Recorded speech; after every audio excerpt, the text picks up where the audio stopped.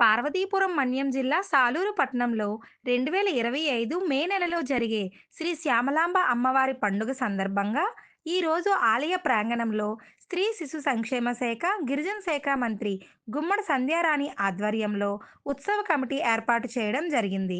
ఈ సందర్భంగా మంత్రి మాట్లాడుతూ 15 ఏళ్ల తర్వాత జరగబోవు అమ్మవారి జాతరకు పార్టీలకు అతీతంగా అందరూ కలిసికట్టుగా ఈ పండుగను జరపాలని మంత్రి పిలుపునిచ్చారు. ఈ కార్యక్రమంలో సాలూరు జమీందారు, మాజీ శాసనసభ్యులు ఆర్పి బంజుదేవ్ మరియు పట్టణ ప్రముఖులు, ఉత్సవ కమిటీ సభ్యులు, పట్టణ ప్రజలు తదితరులు పాల్గొన్నారు. అనేక కారణాల వల్ల పూర్తి స్థాయిలో మనం పండగలో కొన్ని ఇబ్బందులు అయ్యాయి.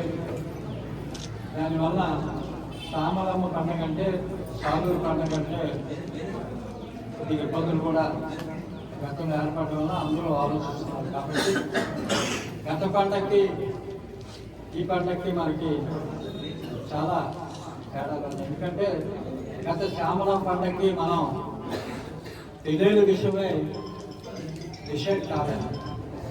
ఇప్పుడు మనకు గత 4-5 టర్ములకి వచ్చినటువంటి డబ్బు వీధి అలాగే వెంకట వీధి యొక్క సమస్య గత కొత్త పండగ ముందు మనం పూర్తి చేసుకోవడం, ఆ విధంగా మనం ఒక ఎగ్రిమెంట్ కూడా రాస్తున్నాం. కాబట్టి సాంప్రదాయ ప్రకారంగా తొలియేరు పండగకి మనకు ఎటువంటి ఇబ్బంది ఉంది.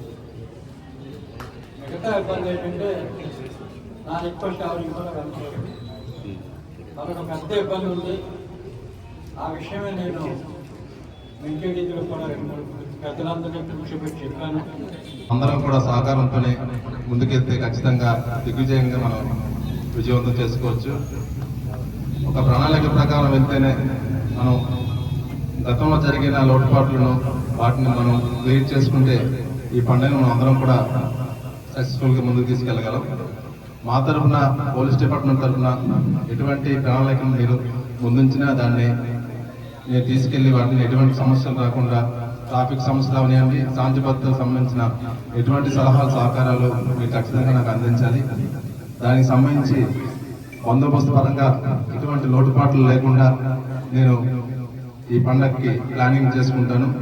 అదేవిధంగా ప్రత్యేకంగా నేను కోరుకునేది ఏంటంటే ఖచ్చితంగా మేము ఏదైతే ప్లాన్ చేస్తున్నామో ఆ ప్లాన్ తగ్గట్టుగా ప్రజలు సహకరించాలి.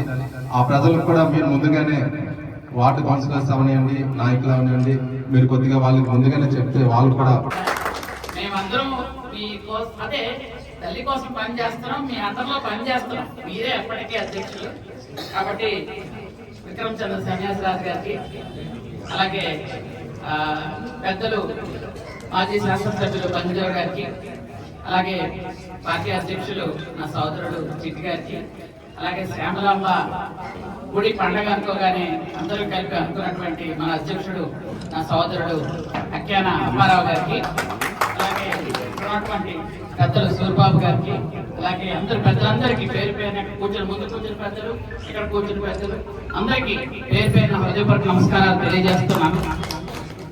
ముఖ్యంగా శ్యామలాంబ తల్లి పండగ అనగానే చాలా మంది ఎప్పుడా ఎదురు చూస్తున్నారు.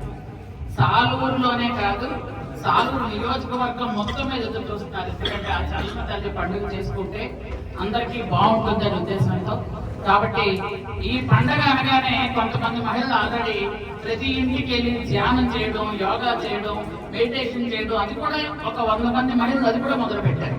అంటే ఎంత వాళ్ళు అంటే నిజంగా ఈ పండుగ జరగాలి, ప్రశాంతంగా జరగాలి అని ఆశతో మహిళలందరూ ఉన్నారు.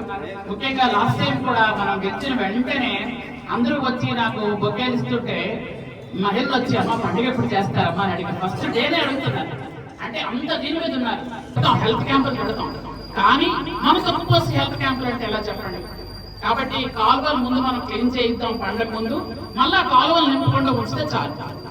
అది కూడా చేయండి. పండుగ అయిపోయిన వెంటనే ఇబ్బంది వచ్చింది, జ్వరాలు వచ్చింది అనిపించుకోకుండా మనం చేసుకోవాల్సిన అవసరం ఉంది. ముఖ్యంగా ఈరోజు కమిటీ అనౌన్స్ చేసుకుంటున్నాం. కమిటీ అనౌన్స్ చేసుకున్న తర్వాత, ఎందుకంటే 29 వార్డులు కూడా మనం చెప్పాం, ఒకవేళ ఎవరైనా ఇవ్వకపోతే ఇవ్వండి. ఎందుకంటే ఈరోజు మేము కొంతమంది అనౌన్స్ చేస్తాం. చేసినప్పుడు అంటే 10 మంది చేసినప్పుడు 10 మంది ఆగిపోవడం కాదు, మళ్ళీ పొడిగించుకోవచ్చు. ఎందుకంటే మనం లాస్ట్ టైం కొత్తమ్మ తల్లి పండుగ చేసుకుంటూ 300 మంది కమిటీ వేసుకున్నాం. ఇప్పుడు కాబట్టి 500 మంది వేసుకున్నాం, నష్టమేం లేదు. పని చేసుకోవడం ముఖ్యం. పని చేస్తేనే ఈ పండుగ సక్రమంగా వెళ్తుందని నేను అనుకుంటూ, అలాగే ఎండోమెంట్ డిపార్ట్మెంట్ కూడా మాట్లాడడం, మనకి ఆల్రెడీ పాత కమిటీ అంతా రద్దు అయిపోయింది కాబట్టి కొత్త కమిటీ మాకు కావాలి అని అడిగాం. కొత్త కమిటీని కూడా వేస్తారు, అతి త్వరలో అది కూడా వస్తుంది.